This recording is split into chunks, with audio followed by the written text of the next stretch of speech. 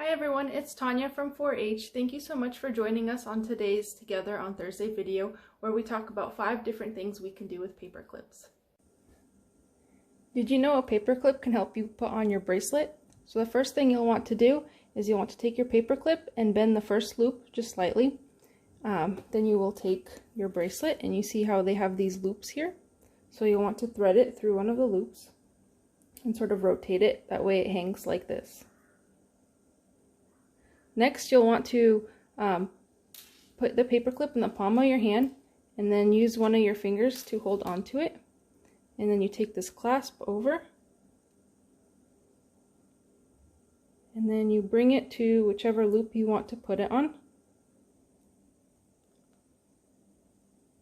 And then you can take out the paper clip and there you go. One way to use a paper clip is to replace one of these Simcard ejectors. I often can't find where I put mine. So what you do is you take a paper clip, you pull out one end, and then you locate where your SIM is, and then you press down, and this just pops right out. Another great thing you could do with paper clips is to make a makeshift zipper. So on one of my hoodies here, the zipper broke off, but if you were to take a paper clip, bend one part out, and then locate where there is a hole in the zipper, thread it through, and then twist it one more time, just like this, and then close the part you bent out, and now you have a makeshift zipper. Here's an example of how I use this particular method at my home every day. So I have these blinds that have this little metal component here that attaches these two together to let the blinds open and close. But that part has actually broken on this side of the blinds. And so what I've done is put a paper clip threaded through this hole and this hole here, and it works just as fine. So this is something I actually use every day at home. For this next activity with paper clips, I'm going to show you how to make 2 different kinds of bookmarks. The first being one with a bow, and the second one with some fringe. For the first bookmark, you will need a paper clip and about 1 foot of ribbon. So you can always cut off a little bit more than you think. That way when you make it, you can cut some off, but if you have it too short, then you're going to have to cut off a new piece. So it's always better to go with slightly more than you think. So first what we'll do is we will look at the anatomy of our paper clip, and I will show you why this is important. So we will want to have our bow sitting right on top of here because we will take the smaller loop and it will be sitting in front of the pages. So I will show you right here. I'll take the book and then we'll have the paper clip sitting just like this, and then the bow will be right there. So first what you'll want to do is you'll want to take your ribbon and thread it through this top part where the bow will be. You want them to be about equal length here. And you'll make a knot.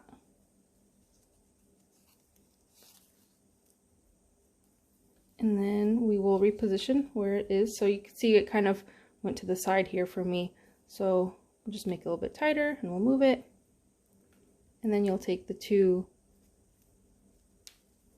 ends and tie them like you would your shoe. I tie my shoes this way. I know some people tie them other ways. And then you'll just kind of work it out because it likely will be a little uneven, but that's okay. And then flip this over.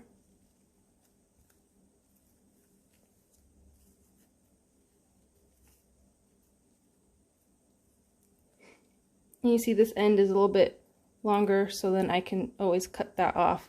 So this one I made it a little bit more compact. It's kind of harder to show on camera, but you always just go through the same steps as this one, but have it shorter. I like it a little bit smaller, that way it doesn't hang off too much from the book and it doesn't risk being untied. So this is how we will use it.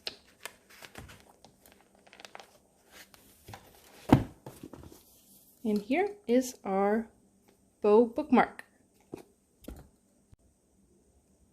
And so for our second paperclip idea, the one with the fringe, what you'll need is a paper clip and then some sort of thread. I'm using embroidery floss, but really any kind of thread will do, and even really thin ribbon could work as well.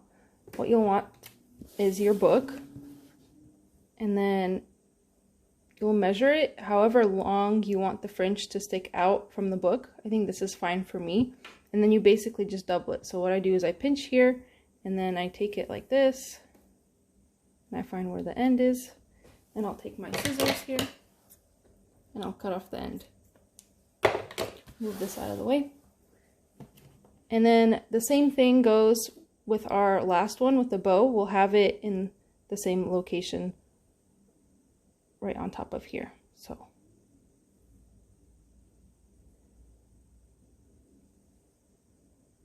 we'll thread it through the top, and then we'll just make sure that they are equal here, or about as equal as we could get. We could always trim off the ends if they're not. And same thing, except for we're just going to make a double knot. Go once, and then twice.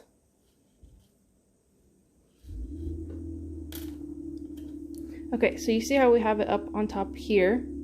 What we're gonna do is actually slide it down just a little bit, and then we'll take our book, and I'll show you how this works. So